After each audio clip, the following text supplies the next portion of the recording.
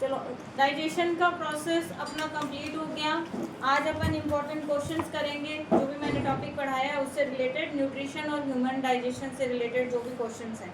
तो क्वेश्चंस आप नोट कर लो, कुछ मैंने बीच में आप लोगों को बताए थे, एनसीईआरटी के भी हैं इसके अंदर।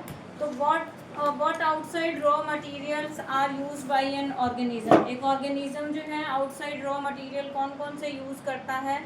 तो what outside raw materials are used by an organism, कि एक ऑर्गेनिज्म आउटसाइड से रॉ मटेरियल कौन कौन से यूज़ करता है। तो इम्पॉर्टेंट रॉ मटेरियल जो भी है आपके, हेट्रोट्रॉफिक ऑर्गेनिज्म जो ऑब्टेन करते हैं food and oxygen, food and oxygen इसका आंसर होगा। और ऑटोट्रॉफिक ऑर्गेनिजम्स जो है, क्योंकि देखो ऑर्गेनिजम्स होते हैं दो तरह के, ऑर्गेनिज्म होते हैं दो तरह के, हेट्रोट्रॉफिक एंड ऑटोट्रॉफिक। तो हेट्रोट्रॉफिक ऑर्गेनिज्म तो क्या लेंगे, फूड लेते हैं, ऑक्सीजन लेते हैं। और ऑटोट्रॉफिक ऑर्गेनिज्म जो है वो क्या करते हैं, आपके carbon dioxide, minerals and water, इन सब को यूज़ करते हैं। क्योंकि ये एनसीईआरटी का क्वेश्चन है आपके। नेक्स्ट क्वेश्चन है, क्वेश्चन आप नोट कर लो, आंसर्स मैं बता रही हूँ, फिर बाद में और नोट करवा दूंगी आप लोगों को। Define photolysis. फोटोलिसिस क्या होता है, ये मैंने बताया था ना। फोटो मीन्स क्या होता है, वाटर, लिसिस मतलब ब्रेक, फोटो मीन्स होता है लाइट, और लिसिस मतलब होता है आपके ब्रेक डाउन। तो लाइट की प्रेजेंस में जो वाटर मॉलिक्यूल का ब्रेक डाउन होता है ना, उसको अपन क्या कहते हैं, सनलाइट की प्रेजेंस में। तो ये इवेंट कहाँ होता है, आपने जो फोटोसिंथेसिस का प्रोसेस था उसमें फोटोलिसिस का इवेंट होता है, ठीक है। इसके बाद लाइट रिएक्शन, डार्क रिएक्शन, ये मैंने आपको बता दी थी। Define light reaction, dark reaction, इसके बारे में आपको बताया हुआ है, आंसर एक्सप्लेन करने की ज़रूरत नहीं है। What are peristaltic movement. Peristaltic movement क्या होती है, तो ईसोफेगस की जो मूवमेंट है उसको पेरिस्टाल्टिक मूवमेंट बोलते हैं अपन, ये भी मैंने आप लोगों को बता दिया था। Give an example of organism whose digestion is intracellular, कि एक ऑर्गेनिज्म का एग्जाम्पल देना है जिसमें डाइजेशन जो है वो इंट्रासेलुलर है। तो अमीबा इसका एग्जाम्पल है amoeba. Give an example of an organism whose digestion is intracellular, ठीक है। नेक्स्ट है आपके question, what will happen to a plant if xylem is remove. Xylem को रिमूव कर देंगे तो क्या होगा। वैसे तो ये ट्रांसपोर्टेशन वाले में है, इसको फिर हम मैं बता देती हूँ। क्योंकि जाइलम टिश्यू का क्या फंक्शन होता है, वाटर का कंडक्शन, वाटर एंड मिनरल का कंडक्शन करता है। ये सॉइल से जो भी अपर पार्ट है आपके प्लांट के, लीफ, ब्रांचेस, स्टेम्स है ना, इन सब पे जाइलम क्या करता है, वाटर एंड मिनरल का कंडक्शन करता है, ठीक है। तो अगर फोटोसिंथेसिस जाइलम अगर रिमूव कर देंगे तो फिर आपके वाटर का ट्रांसपोर्टेशन नहीं होगा, तो फोटोसिंथेसिस का प्रोसेस भी आपके क्या होगा, नहीं होगा। अल्टीमेटली प्लांट की क्या हो जाती है, डेथ हो जाती है। हो गया क्लियर। आंसर्स नोट मत करो, आंसर को समझ लो आप लोग, सिर्फ क्वेश्चन ही नोट करने हैं। मैंने लिखा, कोई बात नहीं, आराम से लिख लो आप, नोट करो, कोई दिक्कत नहीं, ठीक है। नेक्स्ट क्वेश्चन देखो, क्वेश्चंस को पहले समझ लो, जो टॉपिक पढ़ाए हैं उनके बीच में से ही हैं आपके, कोई अलग बीच में से मैंने कुछ तो बता ही दिए थे। देखो अच्छा, ये बहुत अच्छा क्वेश्चन है, which is the first enzyme to mix with food in digestive system. कि डाइजेस्टिव सिस्टम में कौन सा एंजाइम सबसे पहला एंजाइम है जो फूड के साथ मिक्स होता है। Which is the first enzyme to mix with food in the digestive system. तो फर्स्ट एंजाइम आपके हैं सेलेवरी अमाइलेज, क्योंकि बकल कैविटी के अंदर सलाइवा जो है, डाइजेशन बकल कैविटी में फूड का स्टार्ट हो जाता है। तो सलाइवा क्या करती है, आपके फूड के डाइजेशन मतलब एंजाइम सिक्रीट करती है। तो सेलेवरी अमाइलेज जो है ये फर्स्ट एंजाइम है जो फूड के डाइजेशन में मतलब हेल्प कर रहा है, डाइजेस्टिव सिस्टम में जो मिक्स होता है फूड के साथ। उसके बाद नेक्स्ट क्वेश्चन है, इसी से रिलेटेड है, क्वेश्चन को ही समझ लो आप, क्वेश्चन को ही समझ लो, इसी से रिलेटेड है। If salivary amylase is lacking in saliva, कि अगर सलाइवा में सलेवरी अमाइलेज की कमी हो जाती है तो विच event in the mouth cavity will be affected, तो कौन सा इवेंट जो है बकल कैविटी में अफेक्ट होता है। तो देखो अगर आपके सलाइवा नहीं होगा तो क्या होगा, एंजाइम का सलाइवा जो एंजाइम सिक्रीट कर रही है ना, वो उसका सिक्रीशन नहीं होगा तो, और वो एंजाइम क्या कर रहा है, स्टार्च का ब्रेक डाउन कर रहा है, तो starch breaking down into sugar ये नहीं पॉसिबल होगा। ठीक है, क्वेश्चन देख लो, if salivary amylase is lacking in the saliva which event in the mouth cavity या buccal cavity will be affected, तो क्या नहीं होगा।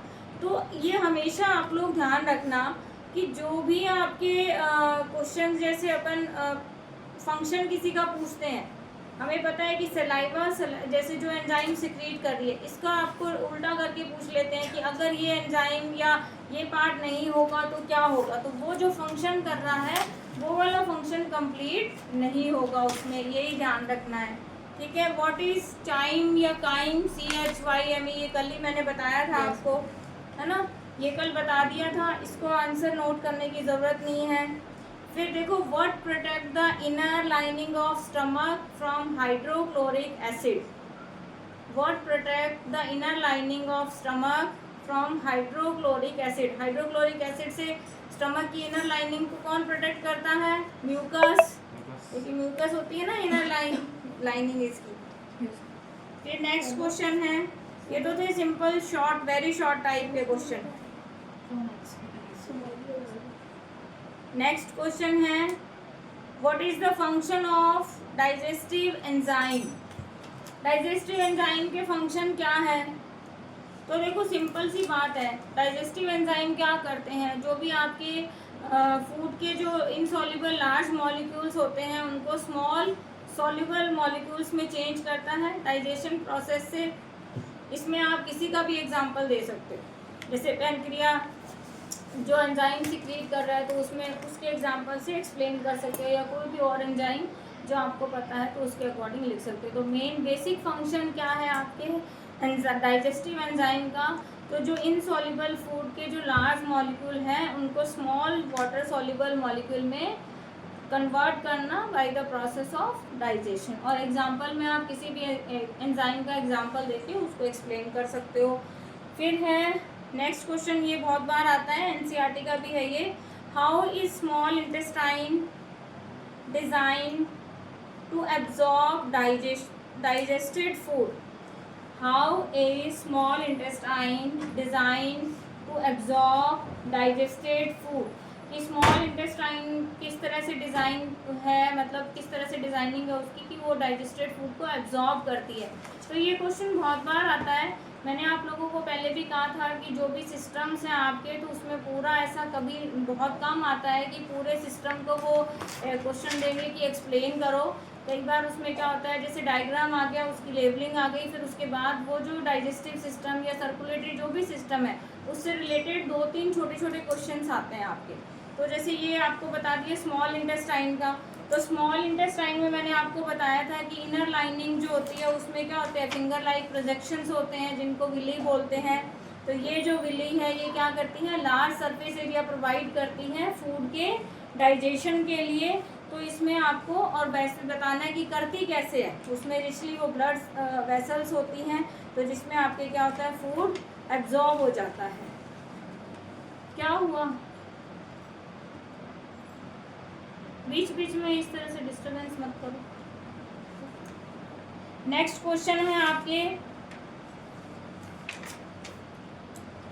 हाउ आर फैट, ये भी इम्पोर्टेंट क्वेश्चन है, NCERT का है, how are fat digested in our body, fat का डाइजेशन कैसे होता है, where does this process take place, और ये प्रोसेस कहाँ होता है। तो फैट का डाइजेशन का मैंने आपको बहुत अच्छे से एक्सप्लेन कर दिया था, इसमें कौन सा किसका रोल होता है, बाइल जूस का रोल होता है, कौन कहाँ कैसे करता है, तो ये सब आपको एक्सप्लेन किया हुआ है, क्वेश्चंस आपको पता होना चाहिए। ठीक है, नेक्स्ट क्वेश्चन है आपके, ये भी मैंने आपको बता रखा है वैसे, लेकिन क्वेश्चन हाँ कई बार जैसे डायग्राम में कैसे होता है, जैसे स्टोमेटा का डायग्राम है तो डायग्राम की लेबलिंग आ जाती है आप लोगों को, ABC पार्ट करके दिया हुआ होता है, उसमें लेबलिंग पूछ लेते हैं कि इस पार्ट का बताओ, फंक्शन पूछ लेते हैं, इस तरह से क्वेश्चन आ जाता है।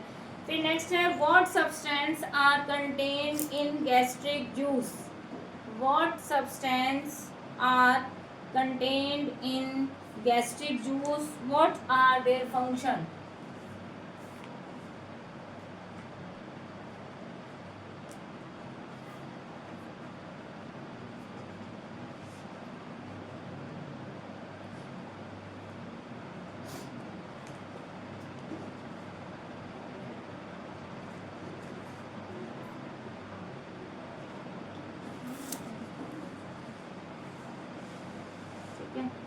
तो what substance are contained in gastric juice, what are their function. तो ये आपको बता रखा है गैस्ट्रिक जूस में क्या क्या चीजें होती है, क्या क्या चीजें होती है, म्यूकस, HCl, डाइजेस्टिव एंजाइम्स, ठीक है ना। तो और उनका फंक्शन, और एक चीज और है, ये जो आप क्वेश्चन जैसे इस तरह का आता है ना, तो उसमें या तो टेबुलर फॉर्म बना के लिखना है या पॉइंट्स में लिखना है, सीधा ऐसे पैराग्राफ की फॉर्म में नहीं लिखना है। HCl है तो उसका क्या फंक्शन है, म्यूकस है तो उसका क्या फंक्शन है। बेटर ये होगा कि टेबुलेशन फॉर्म में बना के और फिर उसको नीचे एक्सप्लेन कर दो साइड में उसका, ठीक है। फिर आपके हैं what are the various process that take place in the duodenum. ये कौन कौन से वेरियस प्रोसेस हैं जो ड्यूोडेनम में होते हैं। तो ड्यूोडेनम जो आपकी स्मॉल इंटेस्टाइन का पार्ट था, तो उसमें क्या होता है, एक तो फैट जो बिग फैट ग्लोब्यूल्स हैं वो किस में चेंज हो जाते हैं, स्मॉल फैट ग्लोब्यूल्स में। पेनक्रियाटिक एंजाइम जो है फिर वो अपने एंजाइम सिक्रीट करता है, उनका रोल क्या होगा। बाइल जूस जो है उसका रोल क्या होगा, तो ये सारा इसमें लिखना है बाइल, ठीक है। उसके बाद आता है what is peptic ulcer, how is peptic ulcer caused. ये मैंने बताया था आप लोगों को, अल्सर या पेप्टिक अल्सर भी बोलते हैं इसको। तो जब आपके what is peptic ulcer, how is peptic ulcer caused.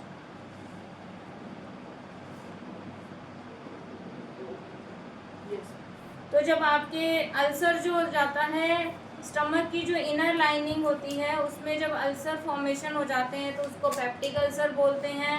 और ये हाई एसिडिटी के कारण होता है, गैस्ट्रिक जूस सिक्रेशन से, मैंने बताया था आप लोगों की इम्बैलेंस हो जाता है उसके कारण।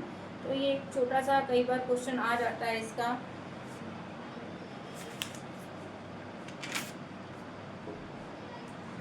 नेक्स्ट है आपके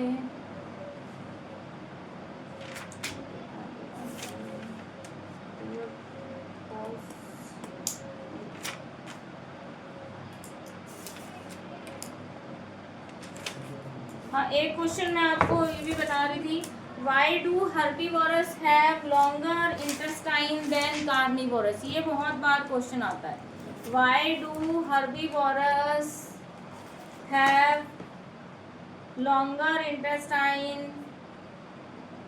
देन कार्निवोर। तो देखो हर्बीवोरस कौन से होते हैं, जो प्लांट ईटिंग होते हैं। तो हर्बीवोरस जो होते हैं ना, ये कंज्यूम करते हैं प्लांट्स को ही। तो उसमें क्या होता है, सेल्यूलोज होता है।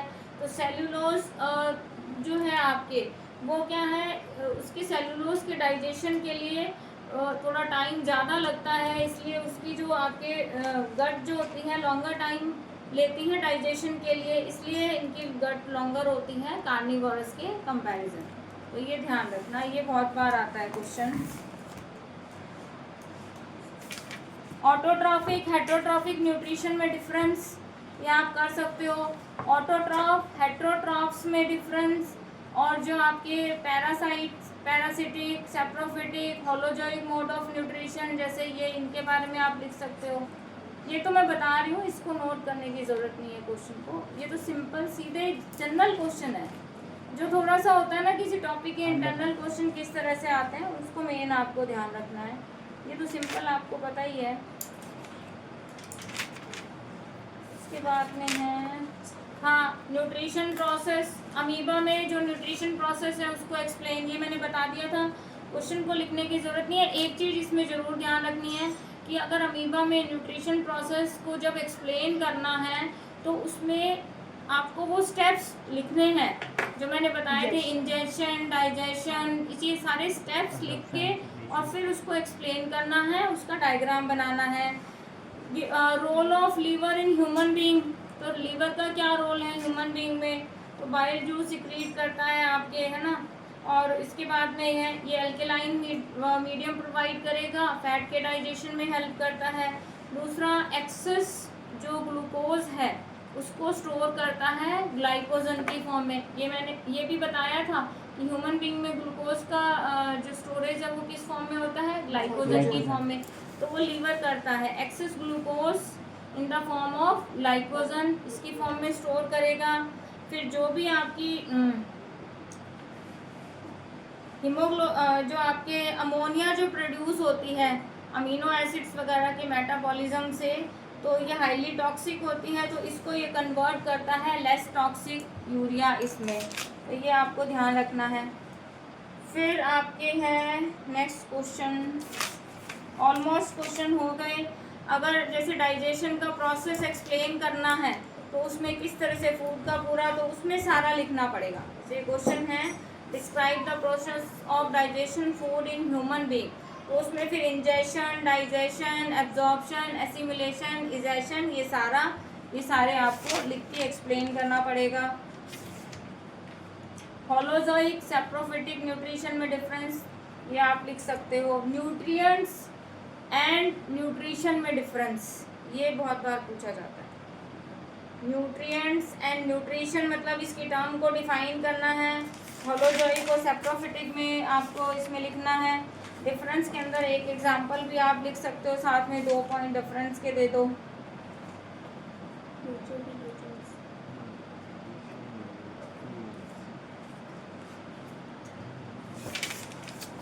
ऑलमोस्ट जो क्वेश्चंस मेरे को जितना लगा, हाँ डेंटल कैरीज पे शॉर्ट नोट, तो ये तो इजी है, इसको तो आपको पढ़ के ही समझ आ जाता है। डेंटल कैरीज पे फैट का एब्जॉर्प्शन और जो छोटे छोटे क्वेश्चंस मैंने आपको बताए थे बीच बीच में से मैंने नोट करवा दिए थे आपको, वो आपको दोबारा से मैं रिपीट नहीं करूँगी। वो क्वेश्चंस जो है, सेलेब्री ग्लैंड्स कहाँ होती है, एंजाइम जो सलाइवा में प्रेजेंट है, इस तरह से जो भी है क्लासिफिकेशन, है ना, ये सारा, तो ये सब मैंने आप लोगों को बता दिया था।